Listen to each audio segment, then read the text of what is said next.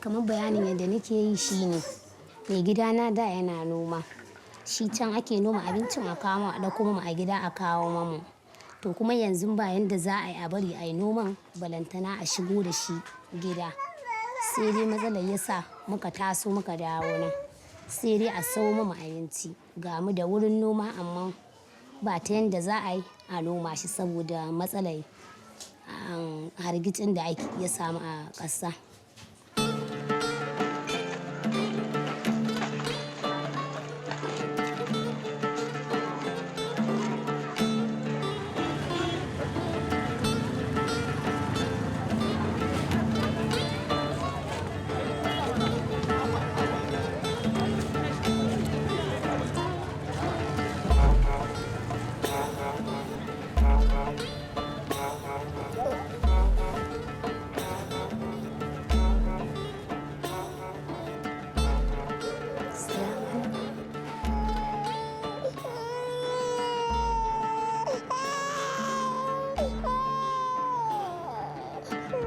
Nabila Rabu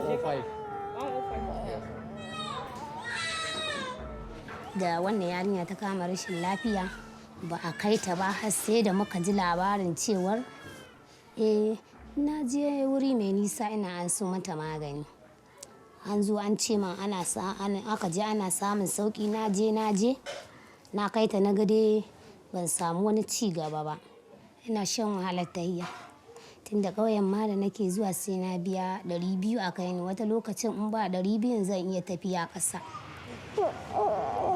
Tana zazzabi ko? Tana tari amma dai yanzu ya yi sauki sai masu zazzabi take kwana da shi. Sai mai kuma baya ga zazzabi? Tana amai amma kwana biyu kuma aman ya yi mata sauki. In ta sha madarar nan take yin amai ko kuma? Take yanke idan na bata take yin aman. Yanzu akwai maganin da zan rubuta miki saboda aman da ke saboda wannan da take zazzabin da take. To sai na dawo sai aka ce mani ga kunan kun zo masu taimakon yara shine sai na tafi wurinku da gaggawa kuma aka amshe ta hannu biyu.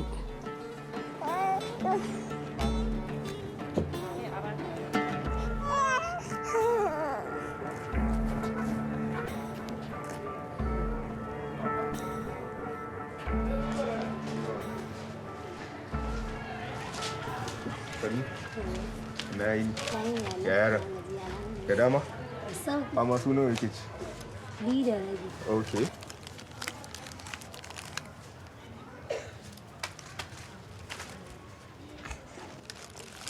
To bayan sati biyu sai ki dawo. To.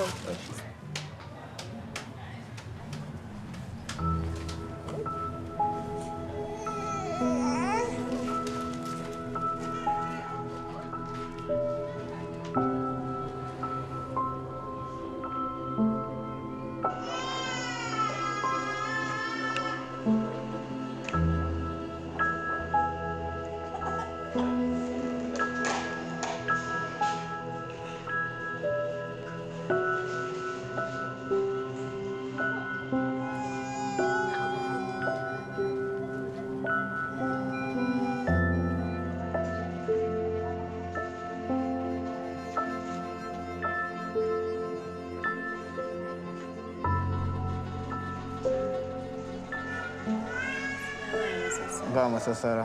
Waye sunan nashi? Mujahid. Mujahid? Ya ne babana? Ya ake? The current situation, Malnutrition cases is usually seasonal, but due to the issue of insecurity challenges we are facing currently, the number of cases of malnutrition that we are seeing is rather increasing rather than decreasing, even though the annual peak has passed. With the patients we have currently on the ward, I can say that it's just a tip of an iceberg. A lot of our parents in the community, they actually don't have much to sustain the family. Majority of them, they are farmers. Some, they are businessmen that used to go from one market to another searching for income to eat. But because of this insecurity, you find out that a lot of them don't have opportunity to travel because of fear of being kidnapped. And a lot of them don't go to farm because some of them, they will be kidnapped at the farm or something like that. Majority of us, if not all, especially at night, we don't usually wear uniform or any other cloth that will identify us as a health worker because of fear of being targeted by others, kidnappers. And as you can see, you go through our facility plus other facilities here in Kaatsina, a lot of them have a back door as an exit point in case of any attack.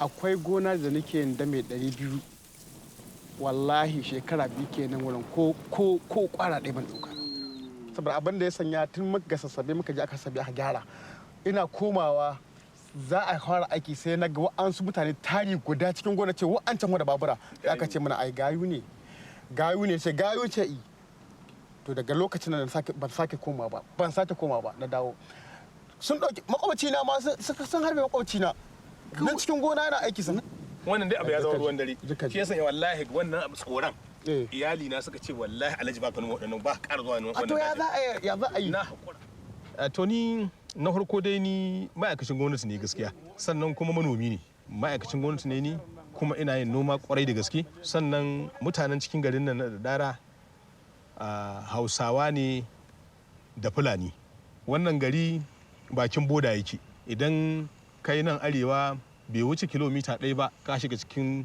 Niger Republic. Matsala ta rashin tsaro a gaskiya ina ganin ina iya cewa wata 9 da suka gabata gaskiya wannan abin ya tsananta a wannan area saboda ta kai da daddare ba mai kwanciya hankali har sai garin Allah ya waye ya ga rana ta hito kan nan hankalin shekwanta. To babban muni shine a ɓata ma zara'a ‘ya'yanka ko mataka kana kallo wani zai zo ya fasikanci da su kama hanya su tahe su to wannan dalilin yasa mata su ma suka rika gudu daga gidaje suna ɓuya su koma wurin da suke ganin zai yi musu kwanciya hankali har Allah kai musahi lafiya yanzu wata 2 da suka gabata zuwa yanzu gaskiya mun samu sauƙin wannan ta'addancin musamman wannan dubara da gwamnati ta ɗauko ta ɗauke layin waya rishin network ɗin nan ya jaza masu ɓarayin rishin nasara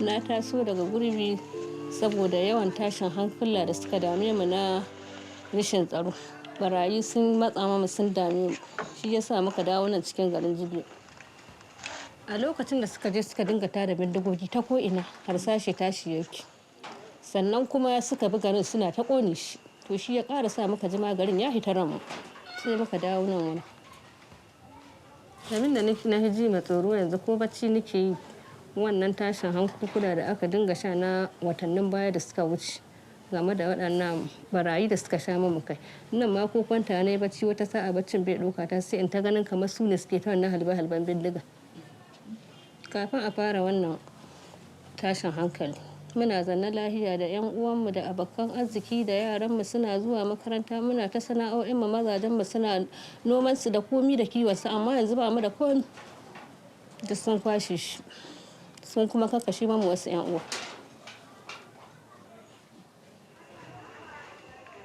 mu mun taho da yara guda 4 ni ta 5 shi na 6 yayan mijina ya taho da kwara 5 a lokacin da muna can garinmu kuma gidanmu ne na kanmu muna da ɗaki 3. Ɗaki ɗaya na yara ne, ɗaki ɗaya ma kayan abincinmu ne waɗanda irin gero dawa wanda ba a sussuka ba. Hatta wake akwai ciki da hakkin gyaɗa. Amma yanzu nan wurin gashi mun zo ɗaki ɗaya muna ta gurgumi ciki sai dai haƙuri. To yanzu na shin ya samu yana kabu-kabu. Wata sa'a ma a samu wata sa'a ba za a samu ba. Ni ma kuma ina ɗan bige-bige na. Yara ana ƙoƙarin kulawa da su amma nan dai mun samu mun sa su makaranta na islamiyoyi da na boko ba mu kyale su ba karatun su ya zube amma a lokacin da abin ya faru mun yi bakin ciki yara karatun su babu shi saboda can wurin malamai da suna tsoron waɗanda ake ɗauka daga nan akwai can ƙauyuka su koya ma yara karatu suna jin tsoron shiga wuraren dole aka rufe makarantun. Yau an tashi lafiya. Ba ta lafiya. Ba ta lafiya?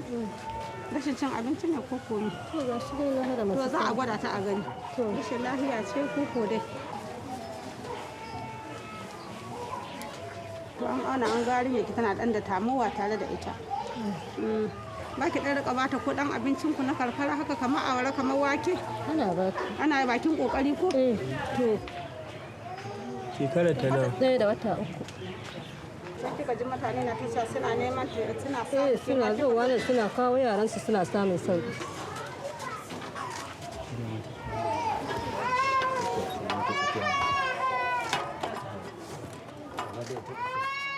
Literacy level is low, their income is also low, and currently in the state, we also have security challenges that is actually hindering access to healthcare.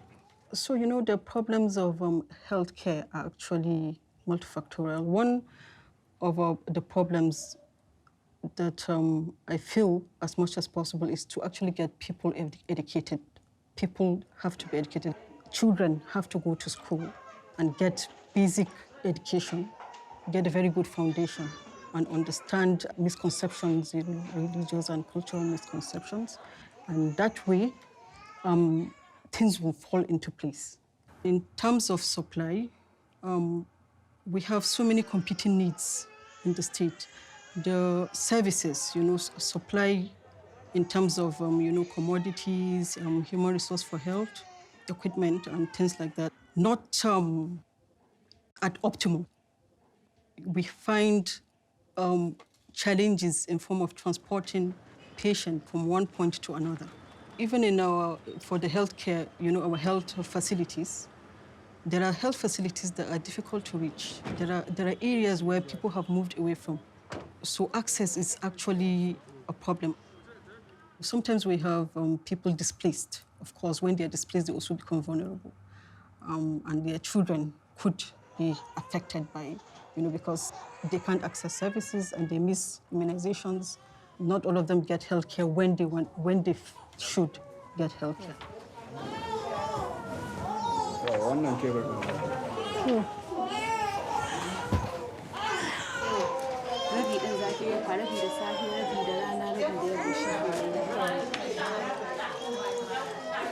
Wata asibiti ce nan cikin gari bakin gari cikin gurbi nan muke kai yara idan ba su lafiya amma su can ba su yin kwamusu a lokacin nan idan yara na ba su lafiya lokacin ban gane wannan asibitin ba ta Sanferens to wadda nake zuwa ta kuɗi ce nake zuwa kemis kuma sai an bada kuɗi idan ma ba kuɗin ko ciko ne babu ba su bada amma da na gano can wurin komi kyauta ake bada shi sai na bar zuwa can idan yara na ba su lafiya gaskiya ba sauki akwai tsada kuma ko nawa ma aka biyo ka ba sai dai a baka na iyaka kuɗin ka ai bakin gwalgwado komai ana ba yara maganin zawo ana ba su na masassara kuma idan tamuwa ta kama su ana ba su magani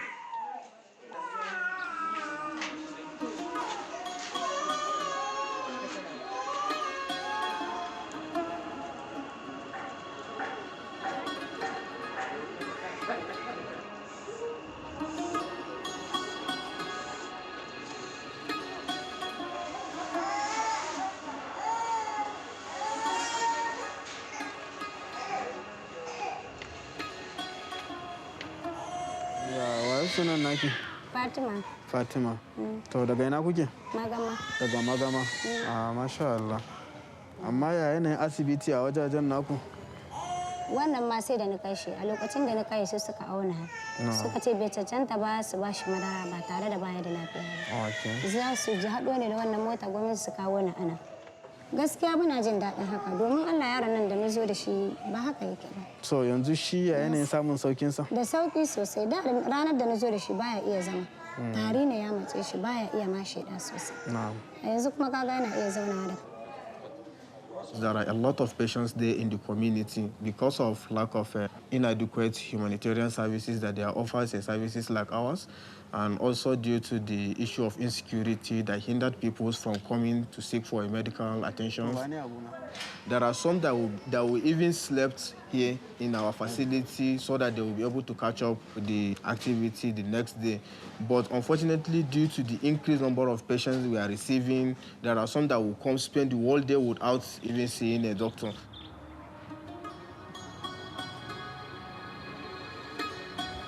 Gaskiya yawan sa rashin lafiyar shi tun dai daga yayi da na yayi shi da lafiya lau jikin shi yake, amma tun da na yayi shi ya ci gaba da gudawa.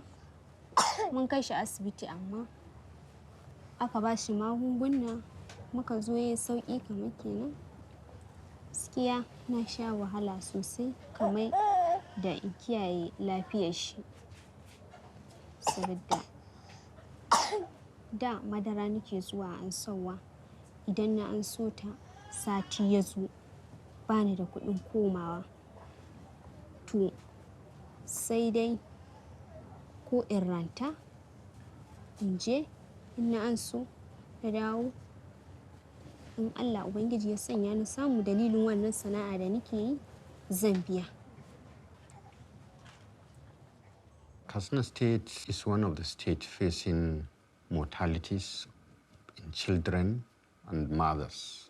This is a serious challenge not only in Katsina State but in the whole North. One of the biggest challenges is funding. There are quite a lot of things that health sector really needs. Apart from nutrition, we have other things like the provision of necessary medical equipment, also provision of drugs. COVID-19 has impacted negatively in the socio-economic of the family, especially a situation where so many sanctions were put that no importation, no exportation, and also even access to the local markets were restricted. And you know, we have quite a number of people that earn a living, you know, from hand to plate. So whenever you stop him from going out on that particular day, definitely it's like a challenge to him because you are depriving him of so many things, especially food to eat, especially other little things to take care of the family.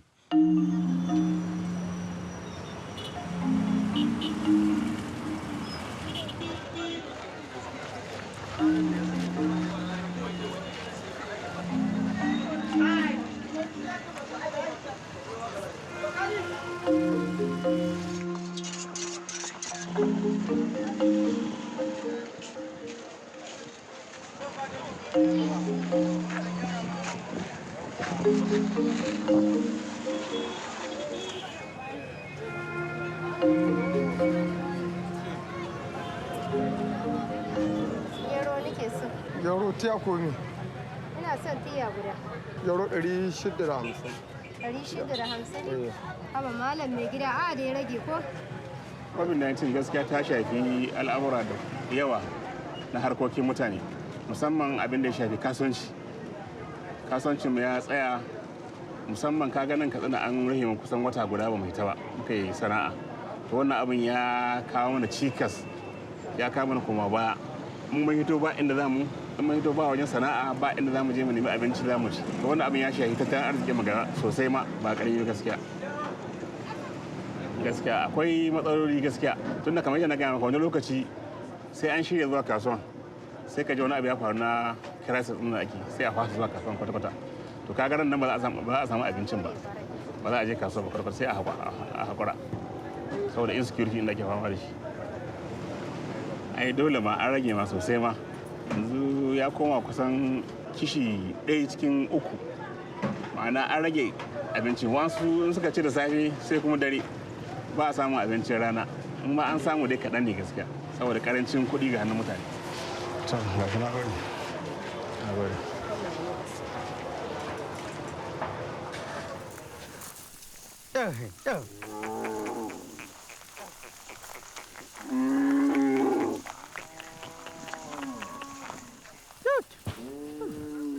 Hey.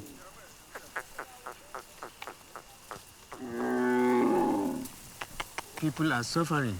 I used to get many cows. I have more than 150 now. You can see I only have just less than 60 cows. Actually, we are facing a lot of challenges, not only farming activities, all other activities, even trading, even whatever, hawkers and all other things that you think that is bringing development to the social economy of the state. If you did not cultivate, you know the result. You are not having anything at the end of the year. So that is the major difficulty facing more especially local people. Women and children are one of the most vulnerable people in each and every community. And this insecurity have really affected them seriously because, one, they are always at the receiving end. So maybe their husband cannot go to the farms and all these things, nobody is to provide the necessary need for them, for their livelihood. Everything can happen. Anything can happen to everybody that go to the bush.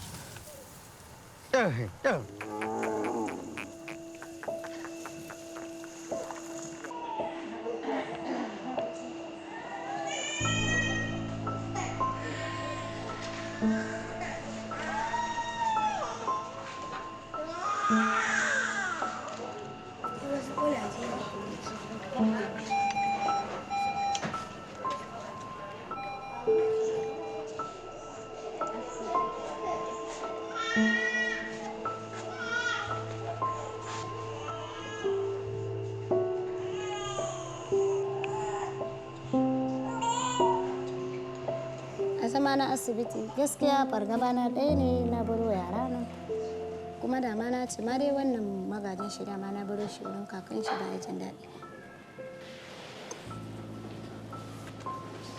Gaskiya a nan bayan shi tunanin yara na ɗaya ke na baro a can saboda kaga can babu network ɗin balle ka kira ka je ya yaron da ka baro ya samu sauki bai samu ba yanzu kaga in ba na kira baban shi ba a can a nan bara ɗin. Gaskiya muna taruwa duka dai mu rufa maka kai juna asiri ran da yake da shi mu ci a samu yadda aka yi aka ci tun da dai yanzu dan noman da aka yi na damana su ne muke amfani da su zuwa nan gaba in lambun su ya zo za dan sayi abinci a guzurin damana. To ni gaskiya ban taba zama a ciki ba amma dai ana samun matsaltsalu saboda yanayin unguwa kasan ai ina zuwa sabida a yanayin a hanyar dai ba a cika irin wa'annan abubuwan ba Allah ya tsare.